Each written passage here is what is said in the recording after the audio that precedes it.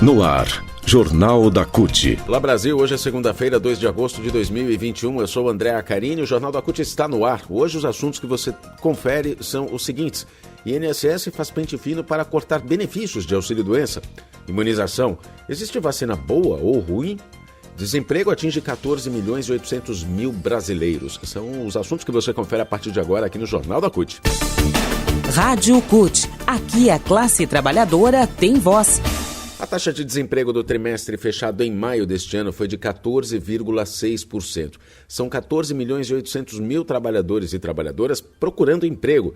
Foi a segunda maior taxa da série histórica do IBGE, iniciada em 2012. Nos dois trimestres móveis anteriores, fechados em março e abril, a taxa bateu recorde de 14,7%. A taxa de informalidade foi de 40%, ou melhor, de 48%, que equivale a 34,7 milhões de pessoas fazendo bicos no país. E a de subutilizados foi de 29,3%, atingindo 32 milhões e 900 mil pessoas no trimestre até maio. Os dados são da Pesquisa Nacional por Amostra de Domicílios, a PNAD contínua do IBGE, divulgados na sexta-feira, dia 30. Menos da metade da população em idade para trabalhar está ocupada no mercado de trabalho brasileiro atualmente. O nível de ocupação foi de 48,9% no trimestre encerrado em maio. Os desalentados, aqueles que desistiram de procurar emprego, depois de muito procurar e não conseguir, somaram 5 milhões e 700 mil pessoas. Esse número ficou estável em relação ao trimestre anterior, mas cresceu 5,5%. frente ao mesmo período de 2020, que era de 5,4 milhões de pessoas. Repórter CUT. Repórter CUT. Vamos falar sobre vacinação agora aqui no Jornal da CUT. Todas as vacinas que estão disponíveis no Brasil garantem proteção 2 semanas depois da segunda dose. É o que garante Alexandre Padilha, ex-ministro da Saúde e médico infectologista, atual deputado federal pelo PT de São Paulo. Vacina boa, ele diz, é aquela que está no seu braço fazendo efeito, te protegendo no meio de uma pandemia como essa.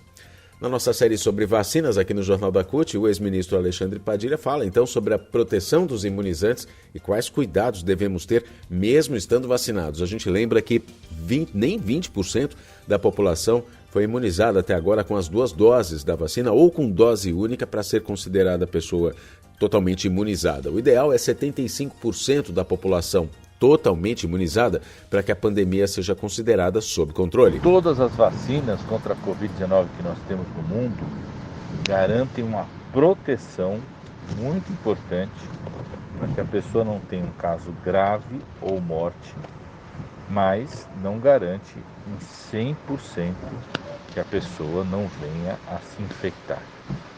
A vacina para a Covid-19 é como um bom goleiro, salva, defende na maior parte das vezes, mas não significa que não possa ter uma falha no gol em algum momento. Todas as vacinas garantem perto de 100% de proteção para evitar mortes. Todas elas aumentam muito a sua proteção para evitar casos graves, mas elas não impedem que você se infecte. E ao você se infectar, você pode transmitir para outras pessoas que ainda não estão vacinadas. Como o programa de vacinação no Brasil está muito lento, muito devagar, mesmo se você estiver vacinado com 2 doses, a chance de você se encontrar com alguém que não está vacinado ou que tomou apenas 1 dose é muito alta.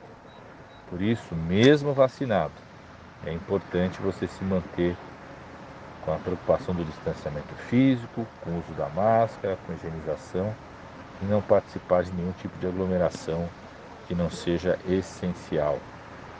Participe de aglomeração que não seja necessária nesse momento. Notícias. O governo de Bolsonaro está fazendo mais um pente fino nos benefícios e os prazos para as perícias médicas começam a vencer nesta semana.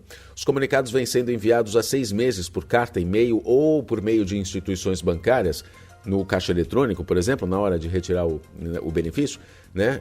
Somente em julho desse ano, 170 mil segurados já foram convocados para evitar o corte desse benefício, manter os dados atualizados em INSS e responder prontamente à convocação quando for feita. É fundamental. Quem já recebeu o aviso deve ficar atento, porque a perícia deve ser agendada em até 30 dias a partir do recebimento do comunicado. Aí deve-se ligar para o telefone 135, O horário é das 7 às 10 da noite, 7 da manhã às 10 da noite, de segunda a sábado. Esse agendamento pode ser feito também pelo site Meu INSS ou pelo aplicativo Meu INSS, disponível para celular. É só informar o CPF e a senha e clicar em Agendar Perícia. Se não puder comparecer, o beneficiário deve reagendar a perícia, porque se faltar pode ter o pagamento do benefício bloqueado. No dia da perícia, é preciso fundamental levar todos os documentos disponíveis, inclusive laudos médicos e atestados que possam comprovar a incapacidade. Se o benefício for negado, o segurado vai poder recorrer pelo Meu INSS, pelo fone 135 ou então judicialmente. É isso mesmo, pode entrar na justiça até. Nós conversamos com a Gláucia Rocha, que é advogada especialista em Previdência do Trabalho, sobre isso. A Gláucia fala pra gente se é hora de fazer pente fino. Após mais de um ano de pandemia, houve também um aumento de 165% dos pedidos de afastamento por doenças respiratórias, segundo os dados da Secretaria Especial de Previdência e Trabalho. Isso sem nem contar com os outros pedidos que são realizados em razão de outras causas incapacitantes. O crescimento substancial dos pedidos trouxe também como consequência maior atraso do INSS, em promover a análise dos pedidos, por vezes a impossibilidade de realização da perícia, tanto em razão do grande contingente, do grande número, quanto em razão também da pandemia do coronavírus. Definitivamente não é a hora de se fazer esse pente fino. E pente fino significa dificuldades porque tem que fazer perícia, né? Perícia tem gerado muitos problemas. Pessoas não estão conseguindo fazer a perícia e comprovar a incapacidade para poder receber o benefício. Há sim dificuldades na realização das perícias e no reconhecimento da incapacidade que acomete os contribuintes. Por isso mesmo, acompanhando o crescimento dos pedidos feitos no INSS, de igual forma, o número de demandas que são ajuizadas, que são levadas ao Poder Judiciário, também aumentou. Ou seja, há sim uma dificuldade, uma questão em relação ao reconhecimento da incapacidade do trabalhador. Nem sempre quem está incapacitado tem essa condição reconhecida nas perícias realizadas pelo INSS. No começo deste ano, foi sancionada a Lei 14.131, que autoriza o INSS a conceder o benefício de auxílio por incapacidade temporária até 31 de dezembro deste ano, mediante a apresentação de atestado médico e de documentos complementares pela internet, sem a necessidade de perícia presencial.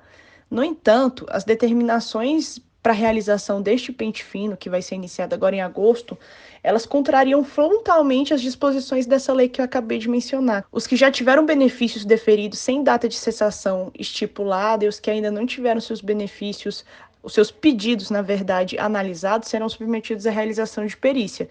O que não seria até um problema, se ela não tivesse o condão de puramente diminuir os números de benefícios ativos ou de simplesmente negar os benefícios. O problema não está necessariamente na necessidade de realizar a perícia, mas sim no tempo que ela leva para ser agendada e no resultado dela, que em grande parte das vezes não traduz a realidade do trabalhador que se encontra incapacitado para suas atividades. E o governo sabe disso. Nós ouvimos a Gláucia Rocha, que é advogada especialista em previdência, sobre pente fino do INSS nos auxílios doença. Fique atento, hein? O Jornal da CUT fica por aqui. Mais notícias no cut.org.br, nas redes sociais CUT Brasil, Instagram, Facebook, Twitter e YouTube. É só acessar. Compartilhe nossos conteúdos. Até a próxima edição.